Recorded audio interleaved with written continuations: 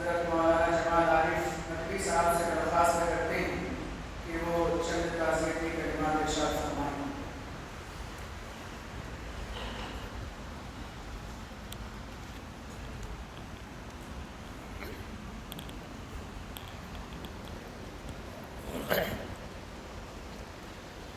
بسم اللہ الرحمن الرحیم، الحمد للہ رب العالمین، والصلاة والسلام علی سید الانبیاء والمرسلین وعلی آلہ واصحابہ اجمعین، اما بعد۔ قال اللہ تبارک وتعالی اعوذ باللہ من الشیطان الرجیم، کل نفس ذائقۃ الموت ثم الینا ترجعون، صدق اللہ العظیم۔ عزیز طلباء، کل دوپہر یہ المناک، اندوہناک، افسوسناک خبر موصول ہوئی کہ دارالعلوم ندوۃ العلماء کے ایک بہت ہی موقر اور ممتاز اور ماہر فن استاذ، جو ہمارے اپنے استاذ بھی رہے ہیں، حضرت مولانا ڈاکٹر نذیر احمد ندوی اللہ تبارک و تعالیٰ کو پیارے ہو گئے۔ انا للہ و انا الیہ راجعون۔ یہ خبر پوری ندوی برادری کے لیے اور تمام علمی حلقوں کے لیے بڑی ہی افسوسناک اور المناک رہی۔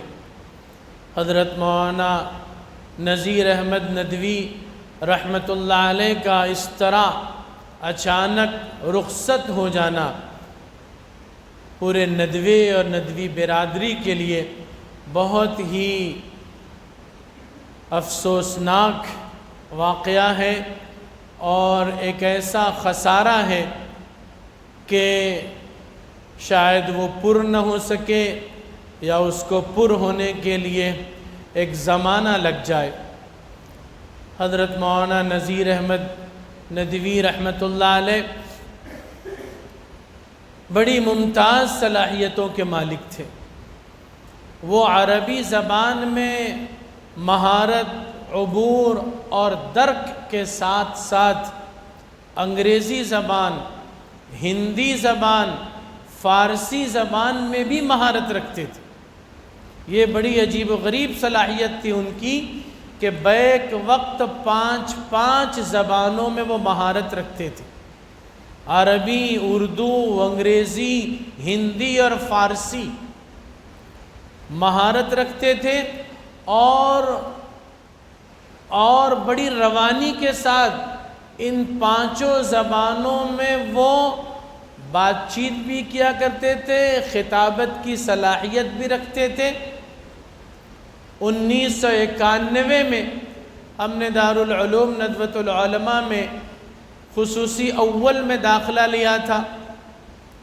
خصوصی اول کے اس درجے میں اور خصوصی ثانی کے اس درجے میں ہم کو حضرت مولانا سے پڑھنے اور استفادہ کرنے کا موقع ملا۔ وہ ان دونوں کلاسوں میں قصص النبیین کا گھنٹہ پڑھایا کرتے تھے، اور ہمیں اچھی طرح یاد ہے کہ خصوصی اول کی ہماری جو کلاس تھی اس زمانے کے اعتبار سے وہ ایسی کلاس تھی جس میں ہندوستانی اور غیر ملکی طلبہ دونوں ایک ساتھ رہا کرتے تھے۔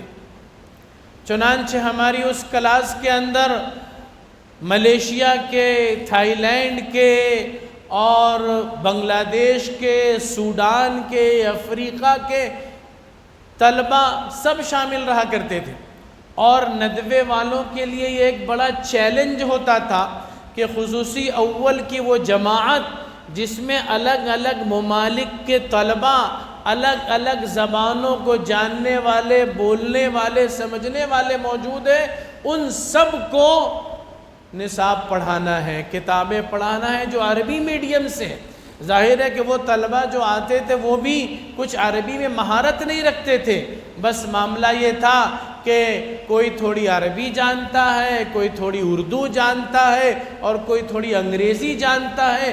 سب سے کامیاب پیریڈ اور گھنٹہ حضرت مولانا نذیر احمد صاحب کا ہوا کرتا تھا، جو عربی، اردو، انگریزی تینوں زبانوں کو ملا جلا کر اس طرح پڑھاتے تھے کہ ہر طالب علم کو سبق سمجھ میں آ جاتا تھا، ہر طالب علم مطمئن ہو جاتا تھا کہ اس نے آج کا سبق پڑھ لیا۔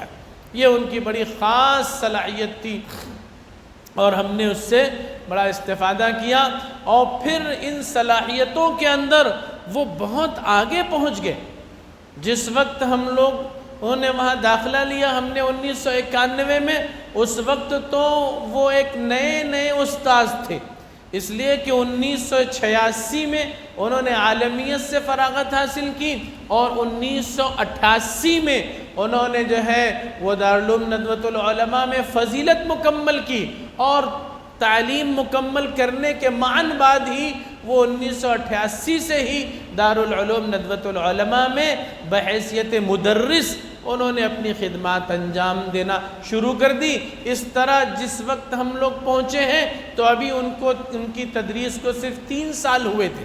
وہ ایک نوجوان استاذ تھے اور ایک نئے استاذ تھے، لیکن اس کے باوجود ان کی صلاحیتوں کا چرچا یہ شروع ہو چکا تھا، اور ہم نے اپنی طالب علمی کے زمانے میں گویا ان کی ابتدائی مہارتوں کو اور ابتدائی صلاحیتوں کو دیکھا، لیکن وقت کے گزرنے کے ساتھ ساتھ انہوں نے اپنی صلاحیتوں میں بے پناہ اضافہ کیا، یہاں تک کہ انہوں نے ڈاکٹریٹ کی ڈگری بھی حاصل کی، وہ پی ایچ ڈی بھی انہوں نے کیا، اور پھر بعد کے طلباء تو ان سے بہت زیادہ استفادہ کرتے۔ اور مولانا کی ایک خاص بات یہ تھی کہ وہ بڑے شفیق اور مہربان تھے، نرم مزاج، نرم خو، لیکن خوب روح، خوب پوشاک، بڑی شکل و صورت بھی بڑی وجیح تھی، بڑے خوبصورت بھی تھے اور بڑے نفیس بھی تھے، نفاست پسند تھے، لباس بھی ان کا بڑا عمدہ ہوا کرتا تھا، اور بڑے وقار کے ساتھ وہ کلاس میں آیا کرتے تھے، اور ان کی شکل و صورت کو دیکھ کر ہم لوگوں کو اسی وقت ایسا اندازہ ہوتا تھا کہ شاید وہ کسی نوابی خاندان کے ہیں، بڑے اعلیٰ اونچے اور نوابی خاندان کے ہیں۔ اور واقعہ بھی ہے کہ مولانا نذیر احمد ندوی رحمۃ اللہ علیہ نے ایک بڑی قربانی دی کہ اپنے پورے خاندان سے، گھر سے کٹ کر، علیحدہ ہو کر، پہلے تو طالب علمی کا زمانہ ندوے میں گزارا اور اس کے بعد تدریس کا جو زمانہ گزارا، تو وہ پورا یہ زمانہ اکیلے اور تنہا رہے ندوے میں۔ بہت سارے اساتذہ اپنی فیملی کے ساتھ رہتے ہیں، اپنے بیوی بچوں کے ساتھ رہتے ہیں، لیکن مولانا نے تعلیم و تدریس کے لیے اور طلبہ کی تربیت کے لیے اپنے آپ کو ایسا وقف کر دیا تھا کہ پھر وہ اپنی فیملی ندوے نہیں لے کر آئے۔ چھٹیوں میں اور گاہے بگاہے وہ گھر تو جاتے، لیکن ندوے میں رہ کر اپنے آپ کو انہوں نے پورے طور پر وقف کر رکھا تھا، اور تدریس اور تعلیم کا جو وقت ہوتا تھا اس کے علاوہ کے جو اوقات ہوتے تھے، عصر بعد، مغرب بعد، عشاء بعد، فجر بعد، ان تمام اوقات میں وہ طلبہ کو فیضیاب کرتے تھے۔ ہر وقت ان کے کمرے میں گویا طلبہ کا تانتا بندھا رہتا تھا، اوقات متعین تھے، ایک گروپ اتنے بجے آتا ہے، پھر دوسرا گروپ اتنے بجے آتا ہے، پھر تیسرا اس وقت آتا ہے، اور وہ اپنے نگراں روم سے کلاس میں جاتے تو چلتے چلتے بچے ان کے پیچھے ہو لیتے، اور اس وقت بھی وہ ان کو فائدہ پہنچاتے۔ گھنٹے سے واپس آتے، کوئی طالب علم مل جاتا، سوال کرتا تو اس کے سوال کا جواب دیتے، اس کو فائدہ پہنچاتے۔ اس طرح ان کی گویا کہ طبیعت میں طلباء کو فائدہ پہنچانا یہ رس بس چکا تھا، اور پورے طور پر وہ تعلیم و تربیت کے لیے انہوں نے اپنے آپ کو وقف کر رکھا تھا۔ آپ اندازہ لگائیے کہ 1988 سے لے کے 2025 تک یعنی وہ 12 سال اور یہ 25 سال 37 سال انہوں نے جو ہے درس و تدریس میں اس طرح گزارے کہ اپنے گھر سے اپنے خاندان سے بالکل کٹے رہے، اور اسی کو انہوں نے اپنا نصب العمین اور مقصد بنا رکھا تھا کہ مجھے جو ہے طلبہ کی تربیت کرنا ہے، ان کو سنوارنا ہے، ان کو آراستہ کرنا ہے۔ من المؤمنین رجال صدقوا ما عاهدوا اللہ علیہ، وہ ایسا معلوم ہوتا ہے کہ انہوں نے اپنے اللہ سے یہ عہد کر لیا تھا، یہ معاہدہ کر لیا تھا کہ میں اپنی پوری زندگی درس و تدریس میں گزاروں گا، میں اپنی پوری زندگی بچوں کو، طلبہ کو فائدہ پہنچانے، ان کو بنانے سنوارنے میں گزاروں گا۔ اور اس عہد و پیمان کو انہوں نے اس طرح پورا کیا کہ برسوں سے وہ بیماری اور علالت کے دور سے گزر رہے ہیں، ان کو بڑی حد تک کہ شوگر ہو گئی، اور اس شوگر نے بالکل ان کے جسم کو کھوکھلا کر رکھا تھا۔ جو ان کا وزن تھا ابھی آخری ان دنوں میں تقریباً وہ آدھے ہو کر رہ گئے تھے، بالکل گھٹ گئے تھے، ساری صحت جواب دے چکی تھی، جسم کمزور نحیف اور لاغر ہو چکا تھا، لیکن اس سب کے باوجود پڑھانے کا سلسلہ موقوف نہیں کیا انہوں نے۔ طلباء کو الگ سے وقت دینے اور ان کو سکھانے کا سلسلہ انہوں نے موقوف نہیں کیا، آخری دن تک کہ یہ سلسلہ جاری رہا۔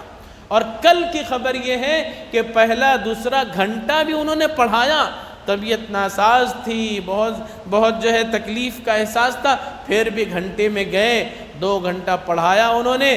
تیسرے گھنٹے میں جب گئے تو بہت زیادہ طبیعت بگڑنے لگی، تکلیف کا احساس ہونے لگا، تو کلاس کے طلبہ ان کو اٹھا کر کمرے میں لے کر گئے کہ نہیں حضرت اب آپ مت پڑھائیے، طبیعت بہت خراب لگ رہی ہے آپ کی، آپ کمرے میں چلے جائیے۔ طلبہ ان کو اٹھا کر کمرے میں لے کر آئے، ان کو لٹایا، آرام کروایا، اور ایسا محسوس ہوا کہ اب آرام سے کچھ ان کو افاقہ ہو رہا ہے، تو پھر طلبہ اپنے جو ہے کلاسوں میں چلے گئے۔ تھوڑی دیر کے بعد پھر انہوں نے اچانک طبیعت بہت زیادہ بگڑی، ایک طالب علم کو فون کر کے بلایا کہ جلدی آؤ میری طبیعت بہت بگڑ رہی ہے۔ وہ طالب علم آئے تو دیکھتے ہیں کہ مولانا کی طبیعت ایک دم بگڑ رہی ہے اور مولانا بے ہوش ہو گئے۔ جلدی سب کو بلایا اور طلبہ کو، اساتذہ کو، ان کو اسپتال لے کر جایا گیا۔ اسپتال میں کچھ ابتدائی جو ہے طبی علاج معالجہ کیا گیا، لیکن وہ جانبر نہ ہو سکے، اور پھر ہارٹ اٹیک کا ایک ایسا زوردار حملہ ہوا کہ وہ اللہ کو پیارے ہو گئے، اور ان کی روح جو ہے قفس عنصری سے پرواز کر گئی۔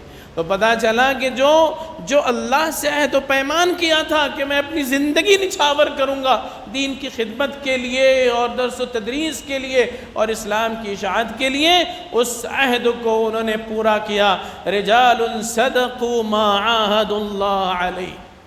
اور اس بنیاد پر کل سے میرے دل میں یہ احساس ہو رہا ہے کہ استاد محترم حضرت مولانا نذیر احمد صاحب ندوی رحمۃ اللہ علیہ شہید راہ وفا ہیں۔ وہ شہید راہ وفا ہیں، اللہ سے جو عہد و پیمان کیا تھا اس کو پورا کیا۔ وہ وفادار رہے اپنے پیشے سے، وفادار رہے اپنی مقصد زندگی سے، وفادار رہے اس عہد و پیمان سے جو انہوں نے اللہ سے کیا تھا، اور آخری دم تک کے وہ اس میں لگے رہے۔ اللہ تبارک و تعالیٰ ان کی اس شہادت کو قبول فرمائے، اللہ تبارک و تعالیٰ ان کی اس طویل خدمات کو قبول فرمائے۔ ایسے شفیق و مہربان تھے کہ وہ ایام بھی مجھے یاد ہے کہ ابتدائی دور جو خصوصی اول اور ثانی کا تھا، مولانا ایک نئے استاذ تھے، اپنے کمرے میں اکیلے رہتے تھے، لیکن وہ اپنے کمروں میں بچوں کو بلا کر اپنے ہاتھ سے چائے بنا کر چائے پلاتے، بسکٹ پیش کرتے، اور اس طرح شفقت اور مہربانی کا معاملہ کرتے۔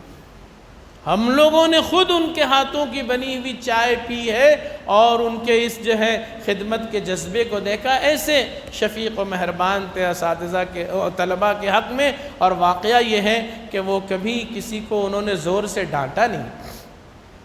مولانا جمال ناصر صاحب نے ابھی کہا کہ کسی کو وہ ڈانٹتے نہیں تھے، کبھی چلاتے نہیں تھے، زور یہ ان کا ہی اپنا وصف تھا۔ ان کی آواز میں بھی بڑی نرمی تھی، بڑی لطافت تھی، اور ایسا لگتا تھا کہ اگر وہ ڈانٹنا چاہیں بھی تو ڈانٹ نہیں سکتے۔ اگر ڈانٹنا چاہیں بھی تو ان کی آواز میں جو ہے وہ نرمی ہی ہوتی تھی، لطافت ہی ہوتی تھی، وہ کبھی جو ہے وہ طلبہ پر غصہ نہیں ہوتے تھے، بالکل بے ضرر انسان تھے۔ پورا ندوہ گواہی دیتا تھا کہ حضرت مولانا نذیر احمد صاحب جو ہے بالکل بے ضرر تھے، کسی کو اپنی ذات سے کبھی کوئی نقصان نہیں پہنچایا، اذیت نہیں پہنچائی، دل آزاری نہیں کی، کسی کو برا بھلا نہیں کہا، کسی سے جھگڑا نہیں کیا۔ یہ ان کے اوصاف تھے، عجیب کمالات تھے۔ اور پھر دارالعلوم ندوۃ العلماء ہر دور اور ہر زمانے میں ماہرین فن کی آماجگاہ رہا ہے، ہر وقت ہر دور کے اندر جو ہے بڑے بڑے باکمال اساتذہ وہاں رہے ہیں۔ ایسے باکمال لوگوں کے درمیان اپنا لوہا منوانا بڑی بات ہے۔ جہاں کوئی ماہر فن نہ ہو، ان کے درمیان اگر ایک کوئی ماہر فن ہو تو پھر اس کا تو طوطی بولتا ہے اور اس کو اپنا لوہا منوانا آسان ہے۔ لیکن دارالعلوم ندوۃ العلماء کی فضاؤں میں جہاں بڑے بڑے عربی کے ادیب اور شہسوار موجود تھے، ان کے درمیان حضرت مولانا نذیر احمد صاحب رحمۃ اللہ علیہ نے اپنا مقام بنایا، اپنا لوہا منوایا، بہت بڑی بات ہے۔ عربی ادب میں ایسی مہارت پیدا کر لی تھی کہ ندوے کے اساتین علم و ادب کو ان پر بڑا اعتماد تھا۔ وہ الرائد کے مستقل مضمون نگار بھی رہے، پھر معاون ایڈیٹر بنے، پھر ایڈیٹر بھی بنے۔ کوئی مضمون الرائد کا ان کی نظر سے گزرے بغیر اب چھپتا نہیں تھا۔ حضرت مولانا واضح رشید ندوی رحمۃ اللہ علیہ کے زمانے ہی سے مولانا واضح صاحب کو ان پر اتنا اعتماد ہو گیا تھا کہ اگر وہ کہتے، اگر ان کو بتلایا جاتا کہ فلاں مضمون ہے جس کو مولانا نذیر صاحب نے دیکھ لیا ہے، چیک کر لیا ہے، تو فرماتے کہ اب اس کو دیکھنے کی ضرورت نہیں ہے، آنکھ بند کر کے اس کو پریس میں دے دو۔ ایسا اعتماد قائم ہو گیا تھا۔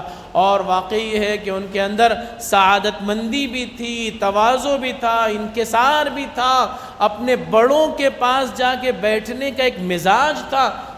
حضرت مولانا رحمۃ اللہ علیہ کی مجلس میں، حضرت مولانا محمد رابع حسنی ندوی رحمۃ اللہ علیہ کی مجلسوں میں وہ ایک طالب علمانہ انداز سے آ کر بیٹھتے تھے، بلکہ ہم نے خود یہ دیکھا کہ حضرت مولانا عبداللہ حسنی ندوی رحمۃ اللہ علیہ سے ملاقات کے لیے بھی وہ دفتر الرائد میں آتے تو ایک طالب علم کی طرح باادب ہو کر بیٹھتے، حالانکہ وہ ندوے کے موقر استاد ہو چکے تھے، لیکن انداز سعادت مندی والا ہوا کرتا تھا، اور ایسے باادب ہو کر بیٹھتے کہ بعض مرتبہ مولانا عبداللہ حسنی صاحب رحمۃ اللہ علیہ کو کہنا پڑتا کہ مولانا آپ آرام سے بیٹھیے، ٹھیک سے بیٹھیے، آپ استاذ ہیں، آپ ٹھیک سے بیٹھیے۔ لیکن مولانا کا وہی انداز ہوتا تھا، تواضع اور انکساری والا، کہ طلبہ بیٹھے لیکن اپنے آپ کو بھی طالب علم بنا کر ان کے ساتھ بیٹھے ہوئے ہیں۔ ان کے یہ تواضع اور انکساری تھی، بڑی خوبیوں کے مالک تھے۔ عربی زبان میں ترجمہ کرنے کا تو ایسا ملکہ تھا کہ بس قلم چلتا چلا جاتا تھا، ادھر اردو انگریزی مضمون ہو، ادھر قلم لیا اور ادھر دیکھ رہے، ادھر ترجمہ ہوتا چلا جا رہا ہے۔ اور بہت ساری چیزوں کے ان کے ترجمے، عربی ترجمے الرائد میں شامل ہوا کرتے تھے۔ 2002 میں مرشد الامت حضرت مولانا سید محمد رابع حسنی ندوی رحمۃ اللہ علیہ، مولانا واضح رشید ندوی رحمۃ اللہ علیہ مالیگاؤں تشریف لائے۔ اس موقع پر ہم لوگوں نے ان کو مولانا علی میاں ندوی فاؤنڈیشن میں لائبریری میں مدعو کیا، اور مسجد نور الاسلام میں پروگرام ہوا۔ اس وقت وہ لائبریری مسجدی میں تھی، وہاں پروگرام ہوا۔ حضرت مولانا واضح حسنی رحمۃ اللہ علیہ یہ عام طور پر بیان نہیں کیا کرتے تھے، خطاب نہیں کیا کرتے تھے، لیکن اس وقت جو ہے اس مجلس میں ہمارے اصرار پر مولانا واضح صاحب نے بھی 10-15 منٹ کا خطاب کیا، مولانا رابع صاحب نے بھی خطاب کیا۔ ہم نے ان دونوں حضرات کے خطابات کو بعد میں جو ہے وہ قلم بند کر لیا، ٹیپ ریکارڈر سے سن کے ان کو لکھوا لیا، قلم بند کر لیا، اور ان دونوں حضرات کی تقریر کو ہم نے دارالعلوم ندوۃ العلماء میں بھیجا۔ مولانا واضح صاحب کی جو تقریر تھی اس پر ہم نے عنوان لگایا تھا، وہ علم کے موتی کتاب اپنے آبا کی، جو دیکھے ان کو یورپ میں تو دل ہوتا ہے سی پارا۔ یہ مضمون پہنچا، اور مجھے نہیں معلوم کہ کیسے حضرت مولانا نذیر صاحب تک بھی وہ مضمون پہنچا، اور اس مضمون کی انہوں نے تعریب فرمائی، ان دونوں مضامین کو عربی میں منتقل کیا، اور وہ الرائد میں چھپا۔ جب الرائد پرچہ یہاں آیا، ہمارے پاس آیا، ہماری نگاہوں سے گزرا، تو ہمیں یہ دیکھ کر بڑی خوشگوار حیرت ہوئی کہ جو مضمون جو ہے قلم بند کر کے اردو میں ان حضرات کی تقریر کا ہم نے ندوے بھیجا تھا، وہ ان تک پہنچا، انہوں نے عربی میں کر کے اس کو الرائد میں شائع بھی کروا دیا۔ استاد محترم بہرحال بہت شفیق اور محترم تھے، لیکن بہرحال اس طرح ان کے رخصت ہو جانے کے بعد یہ احساس ہوتا ہے کہ جیسی قدردانی کرنی چاہیے تھی ویسی قدردانی نہیں کر سکے۔ ان سے الحمدللہ ہمیشہ رابطہ رہا، تعلق رہا، جب بھی دارالعلوم ندوۃ العلماء جاتے ان سے ملاقات کرتے، وہ بھی خوش ہوتے، تفصیلات سنتے، دعائیں دیتے، اپنی بیماریوں اور اپنے آزار کا بھی ذکر کرتے، جس سے بڑی ہمدردی پیدا ہوتی۔ لیکن بہرحال یہ کہ ایسا احساس ہے کہ ہم اس کی قدردانی نہیں کر سکے۔ یہاں جامعہ ابو الحسن میں ہم ان کو بلا نہیں سکے، یہ 4-5 سال گزر گئے اور اس دوران ہم ان کو نہیں بلا سکے، اور اب وہ وقت آ گیا ہے کہ ہم ان کو کبھی نہیں بلا سکتے اور کبھی ہم ان کو اپنا یہ چمن دکھا نہیں سکتے۔ تو کہیں نہ کہیں یہ ٹیس دل کے اندر موجود ہے کہ جس طرح سے قدردانی کرنی چاہیے اس طرح قدردانی نہیں کر سکے۔ سچی بات یہ ہے کہ استاد ہمارا سب سے بڑا محسن ہوتا ہے، سب سے بڑا محسن ہوتا ہے۔ والدین کے بعد اگر کسی کا درجہ ہے تو وہ اساتذہ کا درجہ ہے، وہ ہمارے محسن ہیں، ہماری تربیت کرنے والے ہیں، ان سے بڑا والہانہ تعلق اور لگاؤ ہونا چاہیے، سچی محبت ہونی چاہیے، اور فراغت کے بعد بھی ان سے ربط اور تعلق رہنا چاہیے، اور ان کی رہنمائیاں ہمیشہ حاصل کرنا چاہیے، اور کم از کم ان کے لیے دعاؤں کا اہتمام ضرور رہنا چاہیے کہ وہ ہمارے محسن ہیں۔ اب جب وہ اللہ کی جوار رحمت میں پہنچ چکے ہیں تو اور زیادہ ہمیں دعاؤں کا اہتمام کرنا چاہیے، ایصال ثواب کا اہتمام کرنا چاہیے۔ کل بھی ان کے انتقال کی خبر سنتے ہی جو ہے پھر میں نے بطور خاص اسی وقت جو ہے سورہ یاسین کی تلاوت کر کے بطور خاص ان کو ایصال ثواب کیا، اور یہ معمول اب اپنی زندگی میں روزانہ بنا لینا چاہیے کہ ہم اپنے اساتذہ کے لیے ایصال ثواب کرتے رہا کریں۔ اللہ تعالیٰ ان کی بال بال مغفرت فرمائے، اللہ تعالیٰ کروٹ کروٹ ان کو جنت الفردوس نصیب فرمائے، اور ان کی یہ جو عظیم خدمات ہیں اللہ تبارک و تعالیٰ ان خدمات جلیلہ کو قبول فرما کر ان کے بہترین صلہ انہیں عطا فرمائے۔ اللہ تعالیٰ ان کے جمیع پسماندگان کو صبر جمیل عطا فرمائے۔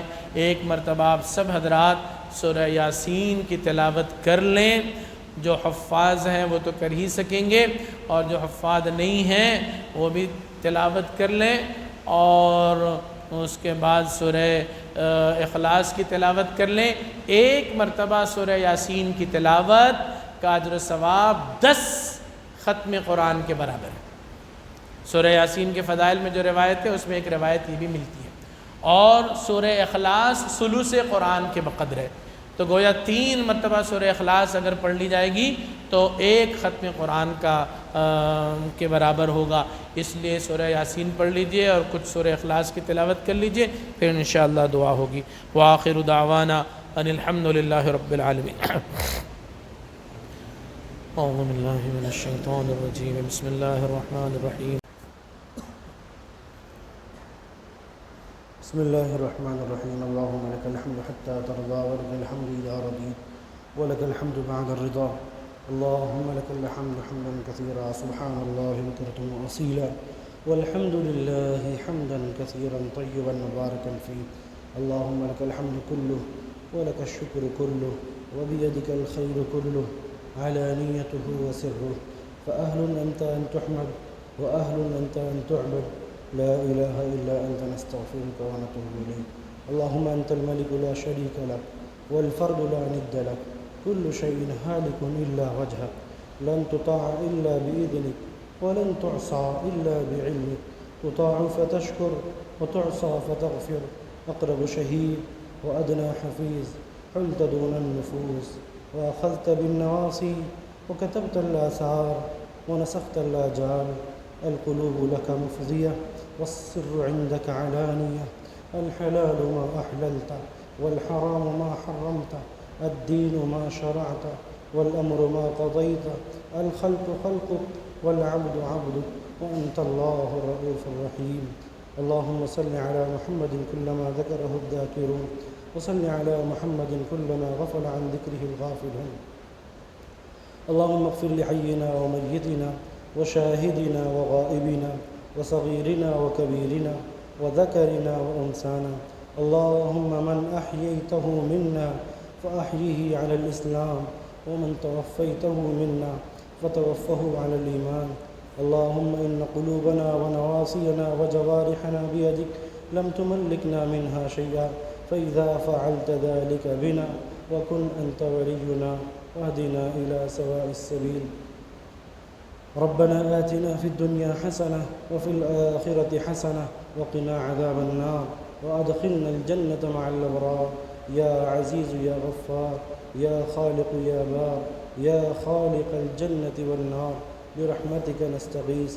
أصلح لنا شأننا كله ولا تكلنا إلى أنفسنا طرفة عين. ربنا تقبل منا إنك أنت السميع العليم، وتب علينا إنك أنت التواب الرحيم.